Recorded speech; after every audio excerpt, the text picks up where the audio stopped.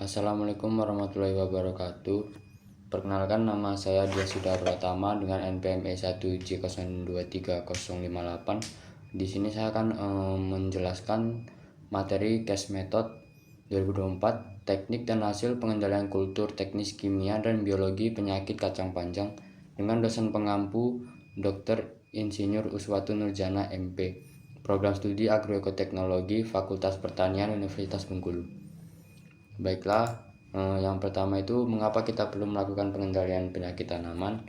Teknik pengendalian hama dan penyakit merupakan bagian penting dalam upaya memastikan kesehatan dan produktivitas tanaman. Dengan mengendalikan hama dan penyakit, petani dapat mengurangi kerugian hasil panen serta meminimalkan penggunaan pestisida yang berpotensi merugikan lingkungan dan kesehatan. Kemudian yang berikutnya itu teknik dan hasil pengendalian kultur teknis. Pengendalian kultur teknis pada tanaman kacang panjang bertujuan untuk mengetahui intensitas serangan hama dan penyakit serta pengaruh pengendalian kultur teknis terhadap tanaman. Pengendalian kultur teknis atau pengendalian agronomik adalah cara mengelola lingkungan tanaman agar kurang cocok untuk kehidupan dan perkembangbiakan hama dan penyakit. Kemudian pengendalian kultur teknis untuk tanaman kacang panjang dilakukan dengan tindakan preventif sebelum serangan hama terjadi. Tujuannya agar populasi hama tidak melebihi ambang kendali. Beberapa contoh kegiatan kultur teknis untuk tanaman kacang panjang diantaranya menggunakan jarak tanam yang lebar, melakukan bera untuk tanaman sejenis atau satu famili, yaitu menggilir varietas. Hasil pengendalian kultur teknis dapat diketahui dengan mengetahui presentasi hama dan penyakit yang menyerang tanaman kacang panjang. Petani dapat melakukan observasi langsung. Caranya, ambil 5 sampel tanaman secara acak dan jumlah seluruh tanaman yang ada di lokasi. Kemudian amati jenis hama secara visible berdasarkan individu yang ditemukan di lokasi serta dengan melihat gejala yang muncul.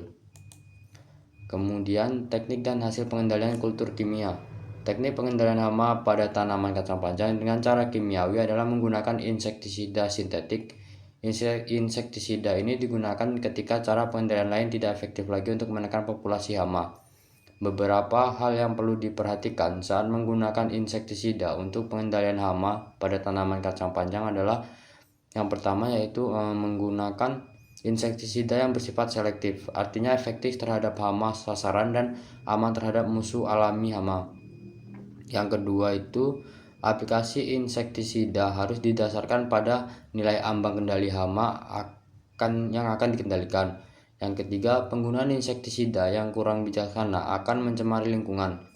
Beberapa jenis insektisida yang efektif untuk menekan intensitas serangan hama pada tanaman kacang panjang antara lain yaitu ada Decis 25EC, kemudian ada Bulldog 25EC, Matador 25EC, dan Kurakon 500EC.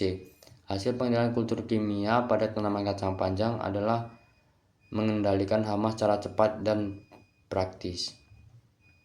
Kemudian yang kelima, teknik dan hasil pengendalian kultur biologi. Pengendalian hama pada tanaman kacang panjang dengan memanfaatkan musuh alami merupakan alternatif pengendalian yang paling aman dan sangat direkomendasikan.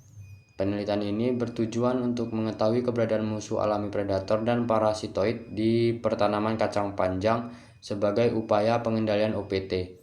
Teknik yang digunakan dalam pengendalian biologi menggunakan jenis perangkap yang digunakan dalam pengendalian ini yaitu perangkap lubang atau pitfall trap, perangkap kuning atau yellow trap, jaring ayun, dan pengamatan ini dilakukan pada fase vegetatif dan generatif yang dimulai pada 1 minggu setelah tanam.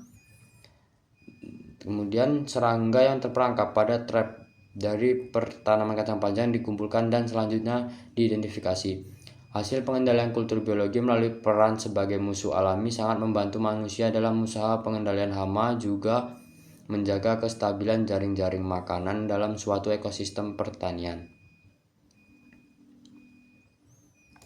Kemudian kesimpulan, pengendalian hama dan penyakit pada tanaman kacang panjang secara efektif membutuhkan pendekatan terpadu yang menggabungkan ketiga metode di atas. Yang pertama, pengendalian kultur merupakan langkah pertama yang penting untuk menciptakan lingkungan yang kurang kondusif bagi perkembangan hama dan penyakit. Kemudian pengendalian kimiawi dapat digunakan sebagai tindakan darurat atau untuk mengatasi serangan hama yang parah, namun harus dilakukan dengan bijak. Kemudian yang terakhir itu ada pengendalian biologi menawarkan alternatif yang lebih ramah lingkungan dan berkelanjutan dalam jangka panjang. Mungkin sekian yang dapat saya sampaikan dari presentasi kali ini. Apabila ada salah kata dan salah ucapan, saya mohon maaf. Saya akhiri. Wassalamualaikum warahmatullahi wabarakatuh.